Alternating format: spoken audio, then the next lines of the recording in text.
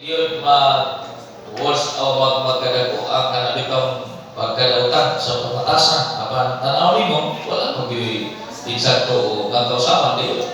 So the law is behavior modification. So ang balaod para ni sa kanabitang kinaiya. But grace is heart transformation. Apan ang grasya o usa sa atong mga kasing-kasing. So there's a big difference, people. Amen. Amen po. You see, let me tell you this.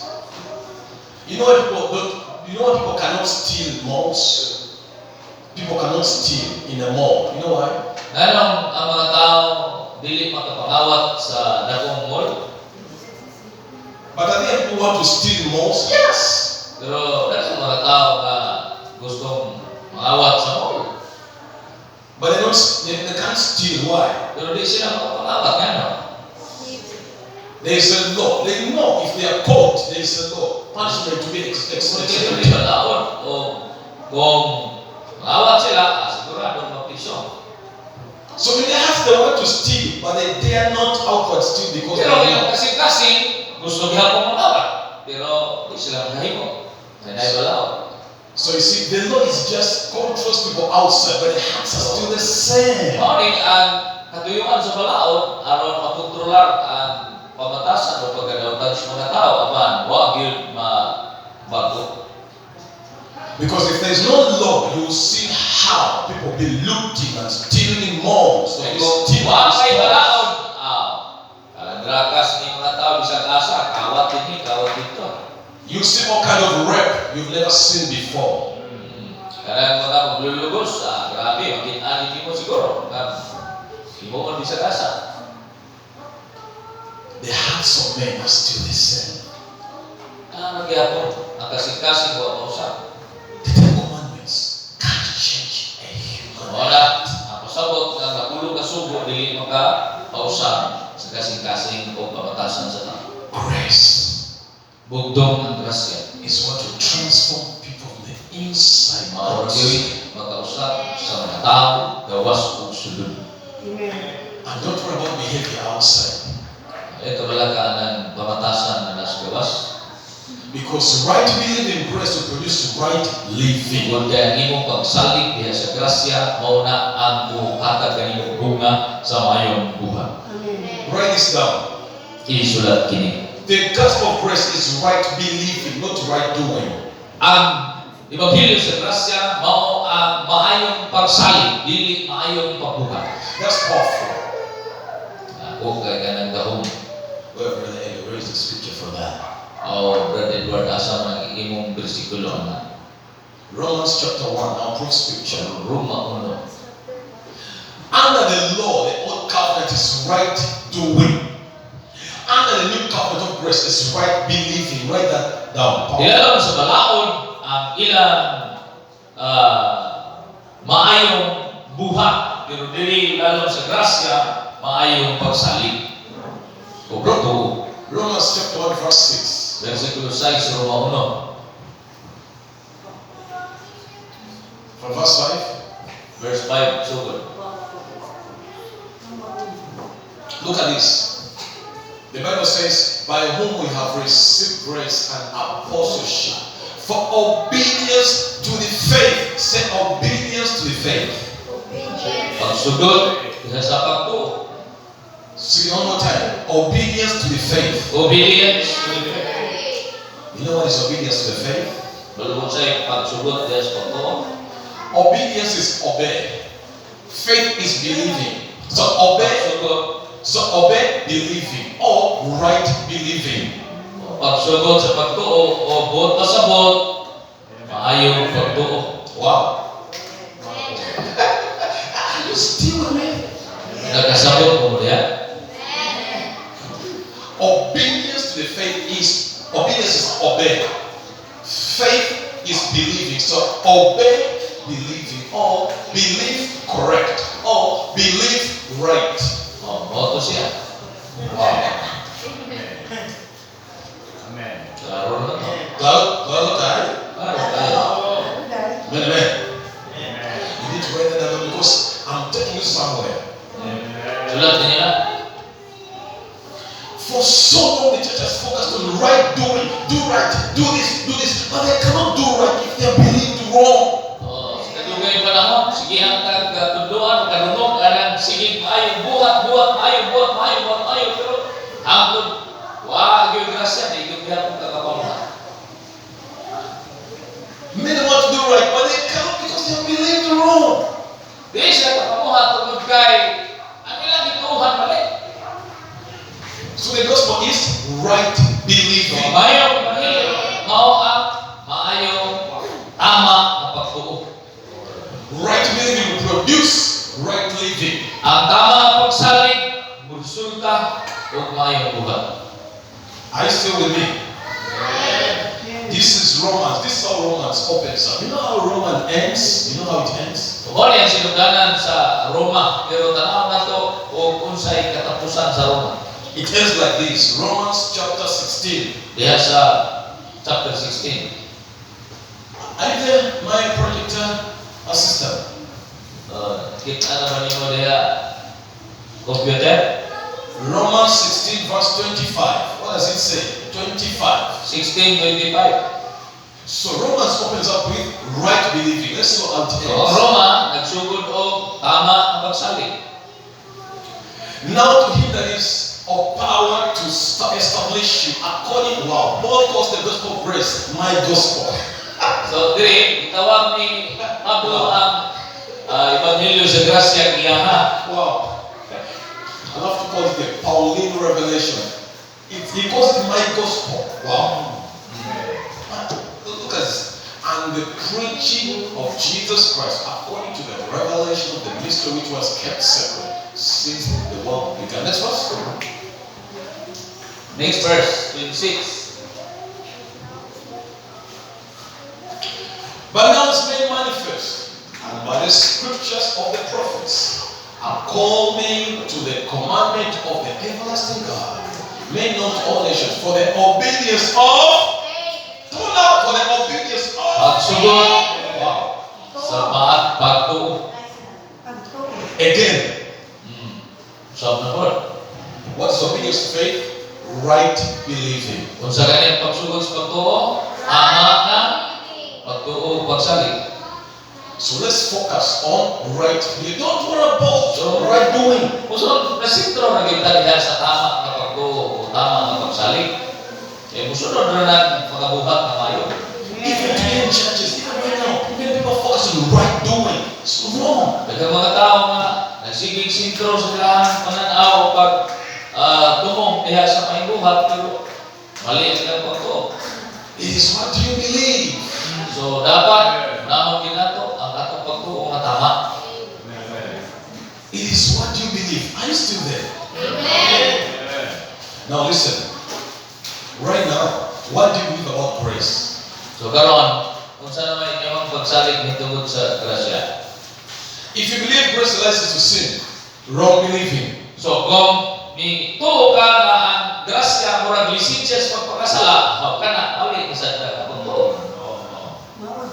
If you believe grace can't produce holiness, wrong believing. So kung ituo ka nga ang grasya dili makapamuga o pagkamataron, samot mali sa pagtuo. What do you believe? Kung sa may inyong ituhan karon. The Pharisees Mga Parisiyo, were doing right. nahimog mataron, kumayo, They focused on right doing. so nakapokus sila sa ilang maayong buhat. They never saw miracles of grace. Buwa sila nakita milagro sa grasya. Whereas the sinners, tax collectors, prostitutes believed right in Jesus and saw miracle. So binig mo mga tax collector, mga makasasala, nituo sila tama, dihan ang Ginoong Jesucristo na nakita sila milagro sa grasya. You know why they saw miracles? They believed right in the person of grace. Nano nakatawag sila milagro, tungod kay ilang pagtuo tama, dihan sa Ebanghelyo sa grasya. For the next month before 25, I'm going to take you to right believing. Nini, sa kabulan, ako mong dalhon diyan ang mong tubig ko may tungod sa tama na pagtuo. Remember, that gospel is a prosperity gospel. Wrong believing. Lada ko yung mga tao na may doon na ka ng Ebanghelyo, kwarta na sana. Mali na kung na pagtuo. Well, brother Eden, are you one of those prosperity gospel preachers? Oy, Brother Edward, isa ba ka ni anang mo mga magwawali na sige pangayo kwarta? Number one, Number one, there is no such thing as a prosperity gospel in the scripture in the Bible. wa gyud sa Biblia nga natay mabasa nga prosperity gospel. Number two, Ikadua, in the Bible there is only one gospel, diya sa Biblia usa ra gyud maayong balita. and it is the gospel. Nako. Nana ko ning sakit. Hello. Let's quick response about those microphones. You see, the devil doesn't want you to hear, so I can believe right and produce right living tomorrow. Kinahanglan siya grasya aron pa di na mapang microphone. But it's too late, you can. And right now, the Lord is feeding on your right believing, so you can live right, a prosperous, blessed, victorious, overcoming, winning So lives. sa Ginoo nga ma-insakto ang ato ang mga pagtuo mga pagsalig aron nga kausuwagan atong mabatunan. People listen. In the Bible, is one gospel, only one. Dihas Biblia nga kaigsunan usa ra gyud ang ebanghelyo. And it is the gospel of grace or the gospel of peace. Kana mo ang maayong balita o ebanghelyo sa grasya. When you believe right in the gospel of grace, it will produce health, prosperity, victory, blessings upon blessings. Tutuo ka sa ebanghelyo sa grasya, mamunga ka na og kausuwagan, og ka mga panalangin, og ka ana pangbutan imong kinahanglan. Are you learning? I think I need to prove that. Tingali gusto ko dugang pagpapatuloy. Luke chapter 4. Lukas kapitulo 4. Right believing. Say that again. Right believing. Tama nga pagtuo. Isulat tama nga pagtuo. The areas you're still struggling right now are areas you are believing wrong about grace. Ang nakaparat karon sa mga tao, ang ilang mga pagsalig, ang ilang mga pagituuhan balik dili may tungod sa grasya. If you can change what you believe, you can change your life. Now, kung ato ang mausap ang atong tinuuhan, mausap ang dagat sa atong kinabuhi. Now look at this. So tanaw na to ni. The new covenant is right believing. Settle that once and Ang for all. bagong pakigsaan mao ang tama nga pagsalig. The old covenant is right doing or is right doing. That's what we are preaching. Too much of right doing. No wonder people are still struggling. Ang daang pakigsaan mao ang maayong pagbuhat. Pero daghan ko katuman na. They're still finding challenges in the people because it's not right doing, it's right believing. Para daghan nag-struggle tungod kay dili man gyud na siya may tungod sa pagbuhat o ay apan pagtuo ay. Luke 4, verse 19. Lukas 4 versikulo 19. Jesus is preaching in his hometown, Nazareth. The first time he preached there in the synagogue was on Sabbath, Shabbat. Si Jesus nagwali dito sa iyahang hometown na mao ang Nazareth o unang adlaw kadto sa iyang pagwali mao kadtong adlaw Sabado dito sa simbahan. The Bible says they gave him the scroll because in those days they read scrolls, not the Bible. So dito adlaw gitagaan siya og They give him the scroll. I know what's interesting. Ito, scroll, parang gatong listahan. Malo mo kung sa itong listahan. In those scrolls, no chapters, no verses. You can imagine how hard is it. Kato, murag ko patuma, di marihan ng Biblia, kananay kapitulo o versikulo. Kato, hindi na ito mga sulat. How hard is it to find the verse? But you know Jesus, the walking Bible, you know? Dati ni surat ko kung kita ang asa na pinamabasa o kung saan ang asa na napanib. Pero si Jesus siya man ang naglakaw Biblia. And they came to this portion in So, dito siya ang mga silutihan. Show them verse 18, from verse 18. Kita sa nato ang versikulo 18. From verse 18, okay, the Spirit of the Lord is upon me because He has anointed me to preach the gospel to the poor. Wow. He has sent me to heal the brokenhearted, deliverance to the captives. Wow. And recovery of sight to the blind. To set at liberty them that are bruised. Next verse 19. To preach the acceptable year of the Lord. To preach the acceptable year of the Lord. Iwali ang tuig nga kahimutan sa Ginoo. The word acceptable is the toss, which means they profusely abounding free favors of the Lord. Nang pasabot sa gidawat niya nga tuig, gipaboran o gikalimayan. Next verse. Versikulo 20, nag-ingon. Oh, watch this. And he closed there. Yung isirado. You know what's amazing? You know where Jesus is quoting from, by the way? He's quoting from Isaiah. Asa to gikuha ni Jesus gikan ang iyang sulti. I'd like you to stay with me for a while. Ay siya mo katulog. Maminaw sa mo. Keep this verse in mind. Niya, timan ni versikulo ha. First one, verse 19, because I'd like you to see something. Gusto na ko makita ninyo ang buti pasabot. To preach the Verse 19. of the Lord. Acceptable year of the Lord.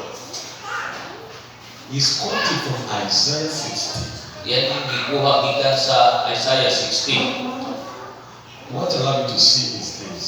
In Isaiah 60, if you continue reading, it doesn't stop there, it continues. So sa mga padayon, sabta ni mga In Isaiah 61, verse 2. 61, verse 2. 61, verse 2. Look at it. To proclaim the acceptable year of the Lord, comma. But when you read it, 4:19, it's full stop. How come here is a comma? It continues. kung kamagan kung pasabot padayon lahos diretso ang uban kay puhunuman. Wow. Here it continues. And the day of the vengeance of our God to comfort all and more. But I look for is a full stop. Ang adlaw sa panimalos sa Dios na mao ang paghulit o pag-comfort sa tanang kanagol. O dili panimalos sa Ginoo. You know why? Because Jesus' first coming is not to bring vengeance or judgment to this Kung world. kay unang pag-abot ni Jesus dili paghukom o pagsilot. Jesus knew how to rightly divide the word of Kay God. balo si Jesus kung saon niya Wow. pagpastar ang ulo. He's teaching pastors to know where to close the book. Yang gitudluan ang mga pastor karon og kanus nila siraan ang mga libro. Unfortunately, many pastors don't know when to close the book. Pero hangtod karon daghan pa mga pastor wa kay ba kanus isirado ang libro sa balawon. Where Jesus closed the book, please also close the book. Pero si Ginoong Hesus wala isirado na niya libro sa balawon. Don't continue. Ayaw na padayon pa. He knew how to rightly divide the Kaya word. si Jesus kanus ani And listen, bikason o tungaon. let me ask a question. Ang utana ko. The day of vengeance and the acceptable year, which is longer? Asa kaha ang dugay diha? Ang acceptable year o ang day of vengeance? Which is longer? Asa yung dugay diha? Time. Which is longer? Asa yung dugay diha? But to many people, the day of vengeance is longer. Sa mga daghang tao ang manimalos dugay. The acceptable year has lasted for 2,000 years. Right now, we are still in the acceptable year of the Ang free bawas favor na and grace of kursigan God. nga gikahimutan o gidawat sa Dios. Wow. Di kayo usara ka tuig kundi hangtod karon sobra 2,000 na ang nakalabay human si Ginoong Hesus nagpakapatay sa Dios. Amen. You'll be shocked. Many preachers don't even know we are still in the acceptable year of the Lord. They don't know. Oo, nasya ka hangtod karon daghan pa mga magbabalik wa kasabot nga naa na diri siya sa katuigan gidawat na sa Ginoo. It's between more than 2,000 years. We are still in the acceptable year. Sobra 2,000 anyos na kita na kinabuhi niya ng buong katuwigan. Amen. Okay, back to Luke 19. Are you blessed? Sige, balik na sa Lucas 19. Amen. We are still in the year of the free, abounding favors of prophets, abounding free favors of the Lord. Wow. Aghapon karon ay lalo sa nag-awas-awas na pabor o panalangin grasya sa Ginoo. Amen. We are still in the dispensation of grace. Lain tinulungan kita naa sa dispensasyon sa grasya. The day of vengeance is not here. Yes, it will come in the future, but it's not here. Ang maong paghukom dili sa tuang panahon. Si abot na sa sunod ng adlaw pero dili karong panahon. For all who reject grace, the day of vengeance is coming. Ang tanan ng salikuay sa grasya dunay kanang ginatawag adlaw sa paghukom. Don't reject grace, people. Ayaw ninyo isalikuay ang grasya. Don't reject grace. Amen. Ayaw isalikuay ang grasya. Okay, Luke 19, Luke 4:20. Lucas 4:20. Lucas 4:20. Are you believing right now? Oy, natama na ba inyong pagtuo karon? Insakto na ba lang inyong pagtuo? Next verse. Remember, start believing. Amen. 21. 21. Look at this. And he began to say unto them, "It's dead." Watch this. Can you imagine? Can you imagine? Don't forget, this is a synagogue. With people. Hinumdumi, ang dili sinaguga o simbahan, templo na puno kayo sa mga tao. Because it's Sabbath. Kay Sabado ni. So they all sat to hear what was going to preach. Sila dito ng lingkod para maminaw. They're waiting. Sila gulat. After preaching what God wants to do, they say, let me tell you first. Every time you preach what God wants to do for the people, is grace. Mga panahon nga iwali din nato kung unsay gusto imon sa Dios mga tao ug sa buta na grasya. How do I know? Yung sa nako pagkaiba. Now watch this. So after Jesus quoting Isaiah 60, Man si Jesus ning hatag og scripture diha sa Isaiah. watch this. On the acceptable year, he closed the book. Yang gisirado ang maong libro. Watch this now, watch this now. You're about to see what is killing revivals until today. Inyo makita kung sa'y makapatay sa revival hangtod karon. Whether it's a revival of prosperity, whether it's a revival of healing, whether it's a revival of wisdom, whether it's a revival of souls, you're about to see what kills it. Revival na sa kaswagan, revival na sa kayuhan, revival na sa kaluwasan sa mga tao kung sa mga klase ng revival. And he began to say to them, watch this.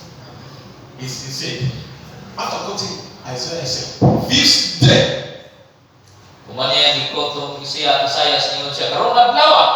this scripture, Isaiah 61, this scripture is fulfilled in your ears. Ini mao nga bersikulo na tumana diha sa inyong pagdudog. You know what Jesus was waiting for? One word. Amen!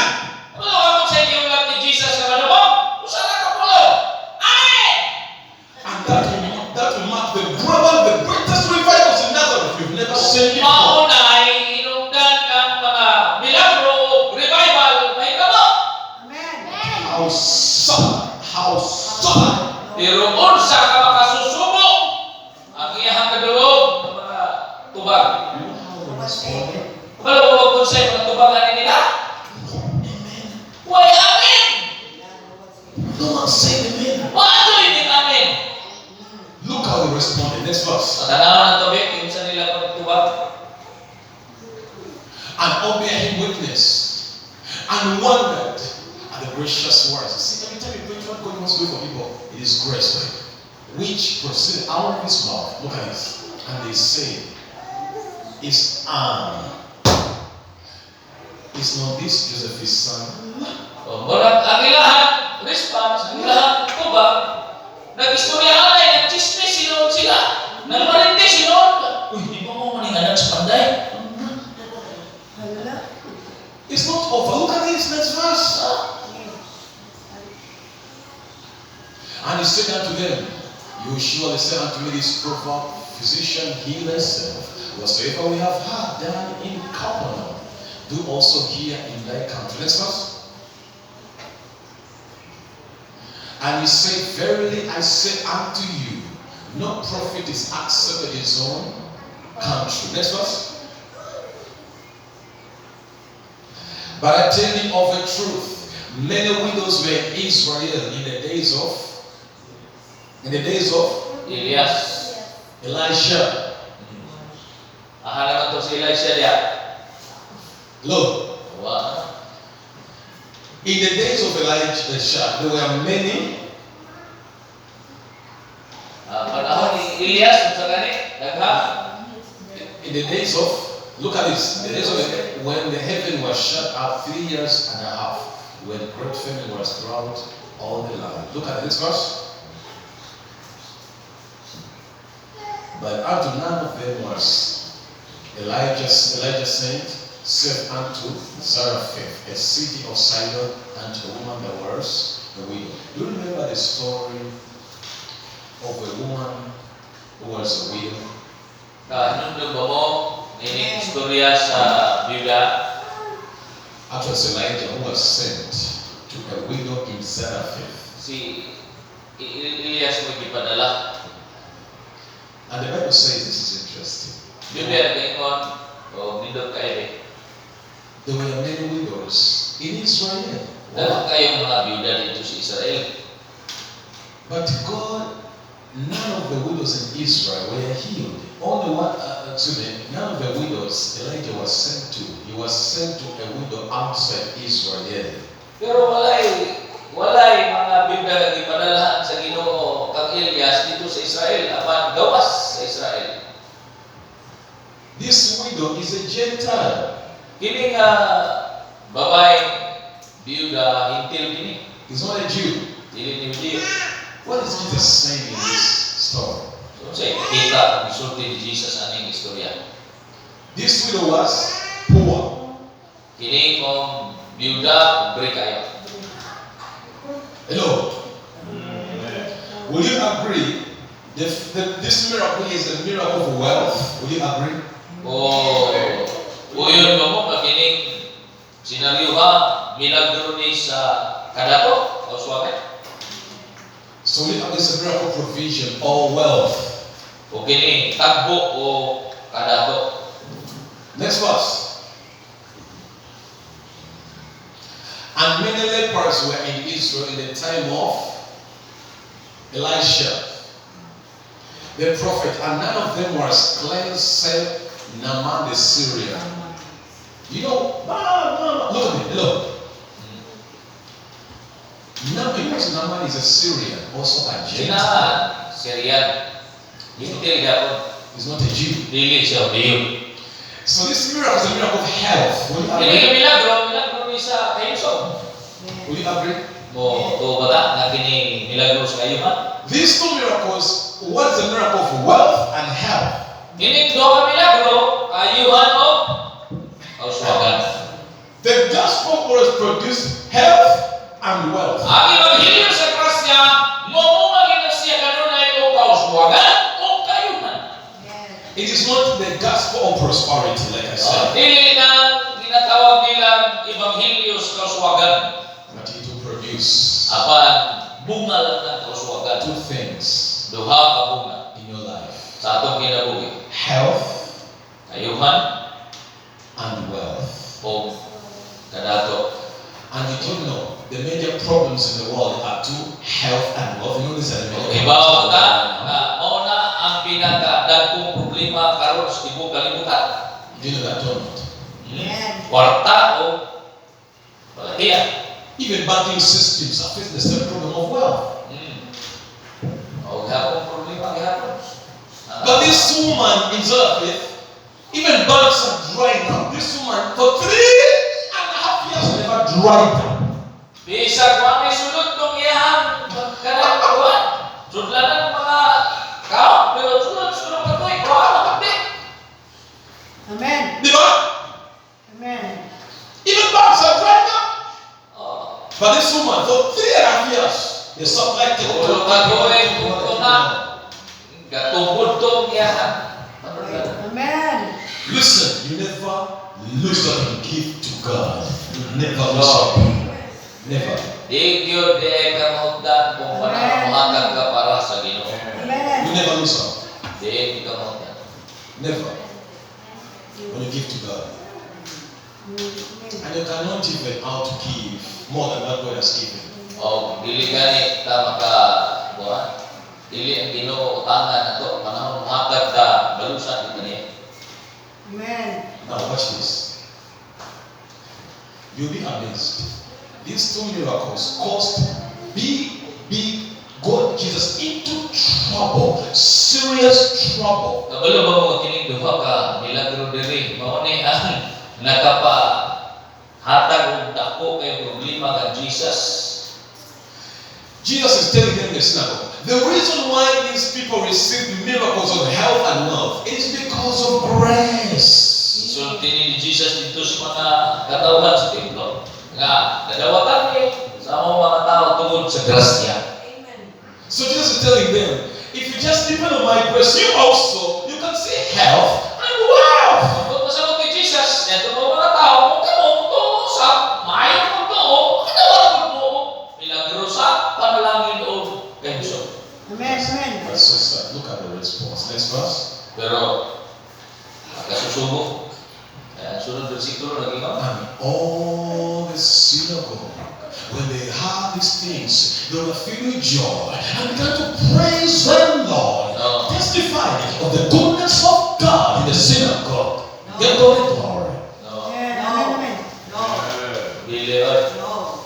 You will be shocked when you preach the grace of God, how the flesh of man responds to the goodness of God. Mao You'll ni be shocked. ini mga tao, walihan nimo grasya. Baliktad nimo mga uto. You'll be so shocked that grace is too causing envy and anger in people. Supo sila. Ang grasya makapa supo nila. Why are they angry? Angry at grace. You can imagine. Anawa ra pero nagasupo sila. Grasya ang gisulti diha. Supo You know they're angry? Look. We are Jews. We deserve the blessings of God. Don't tell us about your grace. We are Jewish people, so we deserve health and we deserve wealth. Sorry, big X. No.